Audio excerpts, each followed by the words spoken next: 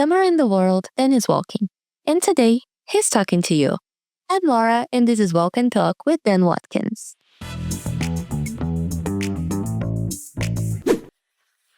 Okay, this topic coming to you from Lehigh is one that I'm really passionate about. And it's the type of people that you surround yourself by. And this is both work and life.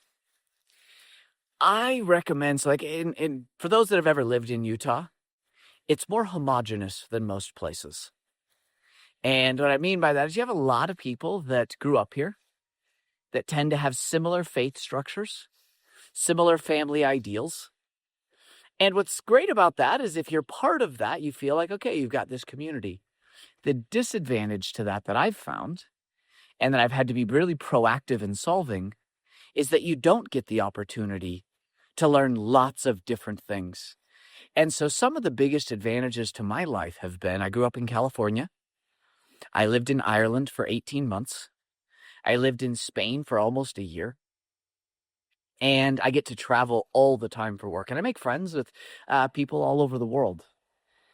But I've got this rule because as I've made these friends that come from completely different, whether it be faith structures, family ideals, relationship ideals, what matters to them, value systems, I only surround myself with people that believe one concept and are okay with it with me.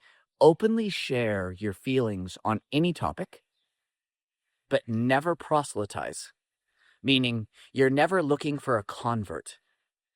And so I may have really strong opinions about a president, about a new law that's going to get passed, about a way that is the best way, in my opinion, to go in and do something. And somebody else is going to have a completely opposite view.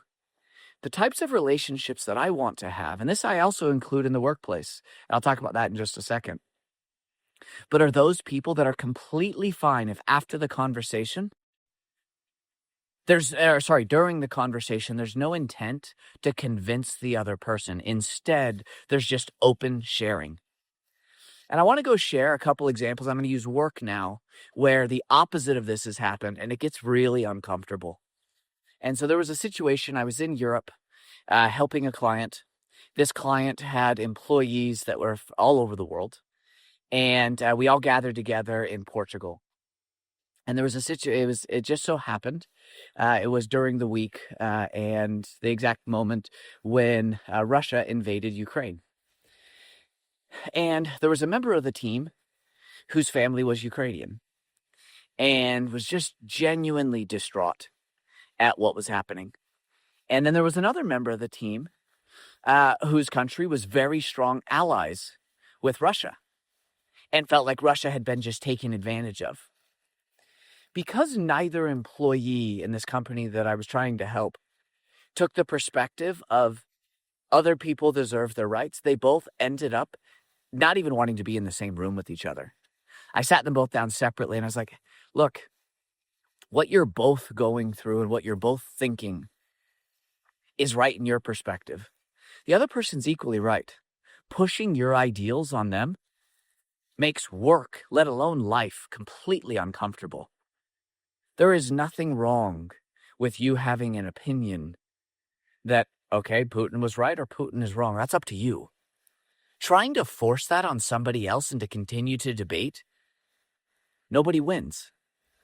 And so my advice to you is as you're out there and you're making business colleagues, friends, you're making acquaintances, surround yourself with people that are happy to share their feelings and equally fine if you don't accept that those should be also the way that you think. Surround yourself with people that want to share their ideals, what matters to them, where they're going in life, what's most important, but are okay if you go in a different direction. And then in the workplace, my suggestion is do not have people on your team that are proselytizers. It makes everybody else uncomfortable. And you'll also make it to where eventually only a small segment of the work population even wants to work on your team. If you've got somebody, whether they're right wing or left wing, constantly railing on the opposing viewpoint, and that's all they want to talk about at work, that the other people on the team that have the opposing viewpoint, and in most places, it's pretty much 50-50, they're feeling uncomfortable. They don't want to proselytize, but they don't want to be told all day, every day, how the politician they voted for is an idiot or blah, blah, blah, blah, blah. Instead, find people that can respectfully disagree, not proselytize, and share open ideas. It's blessed my life in so many different ways. I've been able, like I would say, from my own point of view, I was pretty far down one viewpoint. And I'm not even going to share the viewpoint because I don't want to make anybody, I don't want to actually just don't want to create any drama. But I was pretty far down one viewpoint because I've surrounded myself with so many different people.